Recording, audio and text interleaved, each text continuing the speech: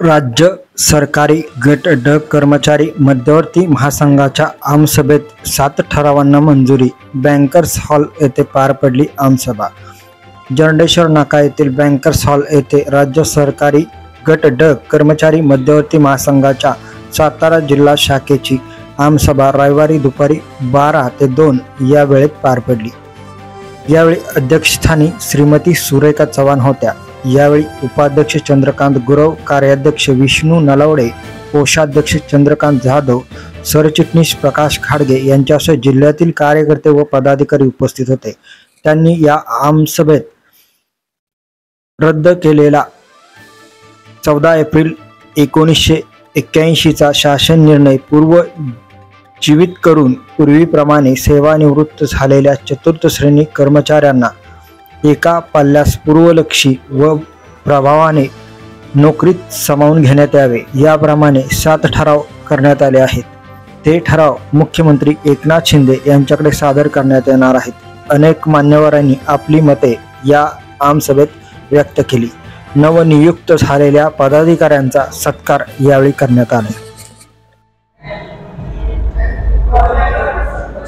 मी प्रकाश गाडगे, सातारा जिल्हा राज्य सरकारी गट चतुर्थ श्रेणी कर्मचारी मध्यवर्ती महासंघाचा जिल्ह्याचा सरचिटणीस म्हणून कार्यरत आहे। आज आम्ही या ठिकाणी सातारा जिल्ह्याची एक आमसभा लावली होती। आमसभा सदस्यांची फक्त ही आमसभा होती। जवळपास 200 सभासद या आमसभेला आज रोजी उपस्थित होते।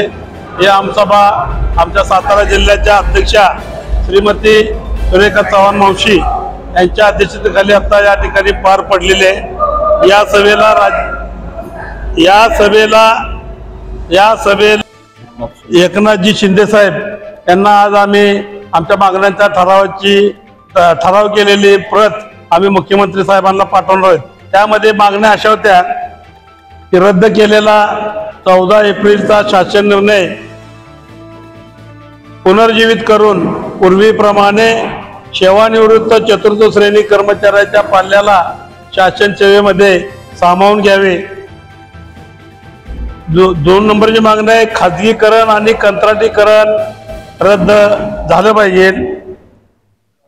त्याचबरोबर सर्व खात्यातील रिक्त पद सरळ सेवेने भरली पाहिजेत। आमच्या आहेत त्या मागण्यावर सरकारनं विचार करावा म्हणून आजची ही आमसभा आम्ही घेतलेली होती। आणि या आमसभेमध्ये आमच्या सातारा जिल्ह्याची नवीन कार्यकारिणी आम्ही आज या ठिकाणी लोकशाही पद्धतीनं घेतलेली होती आणि संपूर्ण कार्यक्रम पूर्वीच जाहीर झालेला होता। त्या कार्यक्रमानुसार नवीन पदाधिकाऱ्यांची निवड या ठिकाणी बिनविरोध झालेली आहे आणि गांभीर्याने विचार करावा। विचार करून आमच्या ज्या काय मागण्या आहेत त्या तात्काळ सोडवाव्यात, एवढीच आमची आग्रहाची विनंती राहील।